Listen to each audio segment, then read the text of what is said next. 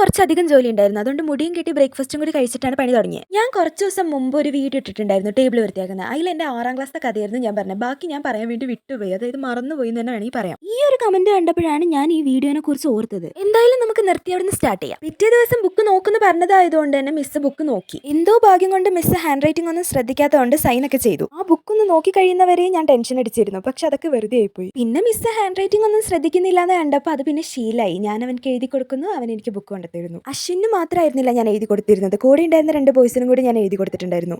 മൊത്തത്തിൽ പറഞ്ഞിട്ടുണ്ടെങ്കിൽ ഞാൻ ഉൾപ്പെടെ എൻ്റെ ബുക്കിലും അവരുടെ 3 പേരുടെ ബുക്കിലും എൻ്റെ കൈയക്ഷരം ഉണ്ടായിരുന്നു. നോട്ട് എഴുതി കൊടുക്കലും കളിയും ചിരിയായിട്ട് അങ്ങനെ തട്ടിയും മുട്ടി പോകുമ്പോഴായിരുന്നു ക്രിസ്മസ് എക്സാം വന്നത്. ക്രിസ്മസ് എക്സാം വന്നതും അറിഞ്ഞില്ല, തീർന്നതും അറിഞ്ഞില്ല, അത്രയ്ക്കും സ്പീഡായിരുന്നു. എക്സാമിന്റെ ക്ഷീണമൊക്കെ മാറി 10 ദിവസത്തെ വെക്കേഷന് ശേഷം ഞാൻ സ്കൂളിലേക്ക് പോയപ്പോൾ ഞങ്ങളുടെ അവിടുത്തെ ക്ലാസ് ഒക്കെ മാറിപ്പോയി. ബാക്കിയുള്ള 3 മാസം ഞങ്ങൾ ഓഡിറ്റോറിയത്തിലായിരുന്നു. എന്താ കാരണം? ഓഡിറ്റോറിയത്തിലേക്ക് ഞങ്ങളുടെ ക്ലാസ് ഒക്കെ മാറ്റിയേ. 10 ദിവസത്തെ വെക്കേഷന് ശേഷം സ്കൂളിലേക്ക് പിന്നെയും ആദ്യമായിട്ട് വരുമ്പോൾ ഒരാളും നമ്മൾ പഠിപ്പിക്കാൻ വരില്ല. അപ്പൊ പിന്നെ വലിയ പരിപാടിയൊന്നും ഉണ്ടാവില്ലല്ലോ, കളി തന്നെ ആയിരിക്കുമല്ലോ പ്രധാനം. അപ്പൊ ഞങ്ങൾ എന്തൊക്കെയാ കളിക്കാന്നല്ലേ?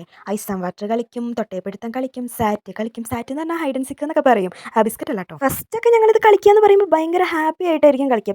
പിന്നെ ഞങ്ങൾ തല്ലാവും. അവരുമായിട്ട് വഴക്ക് കൂടാൻ ഞാനായിരുന്നു മെയിൻ. അതെന്താണെന്നറിയോ? ഞങ്ങൾ സാറ്റ് കളിച്ചുകൊണ്ടിരിക്കുമ്പോൾ എന്നെയാണ് ഫസ്റ്റ് സാറ്റ് വിളിക്കുന്നെങ്കിൽ ഞാൻ എണ്ണേണ്ടി വരില്ലേ? അതിനെനിക്ക് പറ്റൂല. അപ്പോഴാണ് ഞാൻ കച്ചറ ഉണ്ടാക്കുക. അതിനുശേഷം പിന്നെ തൊട്ടേപ്പിടുത്തം കളിക്കാന്ന് വിചാരിച്ചിട്ട് തൊട്ടേപ്പിടുത്തം കളിച്ചുകൊണ്ടിരിക്കുമ്പോൾ എന്തായാലും ഒരാളിനെ വന്നിട്ട് തൊടണം എന്നുണ്ടല്ലോ. അങ്ങനെ ആരെങ്കിലും വന്ന് തൊട്ടിട്ടുണ്ടെങ്കിൽ അപ്പോഴും ഞാൻ കച്ചറ ഉണ്ടാക്കും. കാരണം എന്താണെന്ന് ചോദിച്ചിട്ടുണ്ടെങ്കിൽ അവന്മാരുടെ പുറകാലൊന്നും ഓടാനേ പറ്റില്ല, കാരണം അവന്മാരൊക്കെ ഭയങ്കര സ്പീഡിൽ ഓടും. ഐസ് ആൻഡ് വാട്ടർ കളിക്കുമ്പോഴാണെങ്കിലോ ക്യാപ്റ്റൻ വന്നിട്ട് നമ്മളെ തൊടുമ്പോൾ നമ്മൾ എന്താണ് ഐസ് പോലെ അങ്ങനെ നിൽക്കണം. പക്ഷേ ഐസ് പോലെ അങ്ങനെ നിന്നിട്ട് ആ ക്യാപ്റ്റൻ പോയിട്ട് 1 കിലോമീറ്റർ അപ്പുറത്ത് ചെന്ന് നിന്നിട്ട് ഒറ്റയ്ക്ക് ഐസ് ആൻഡ് വാട്ടർ പ്ലീസ് എന്ന് വിളിക്കുമ്പോൾ നമ്മൾ അവരുടെ തലയിൽ പോയിട്ട് ഇങ്ങനെ തൊടണം. അങ്ങനെ ലാസ്റ്റ് പോയി തൊടുന്ന ആൾക്കാരാണ് പിന്നെ ക്യാപ്റ്റൻ ആവുക. അങ്ങനെ ഞാനാണ് ലാസ്റ്റ് പോയി തലയിൽ തൊടുന്നതെങ്കിൽ ഞാൻ ക്യാപ്റ്റൻ ആവുമല്ലോ. ഈ 2 മാസം ഇതുപോലെ കളിച്ചെന്ന്. പക്ഷെ ഞങ്ങൾക്ക് പബ്ലിക് എക്സാം ഉണ്ടായിരുന്നില്ല. എന്താണെന്നറിയോ? കൊറോണ ആയതുകൊണ്ട് 1.5 വർഷം സ്കൂളിൽ പോയില്ല.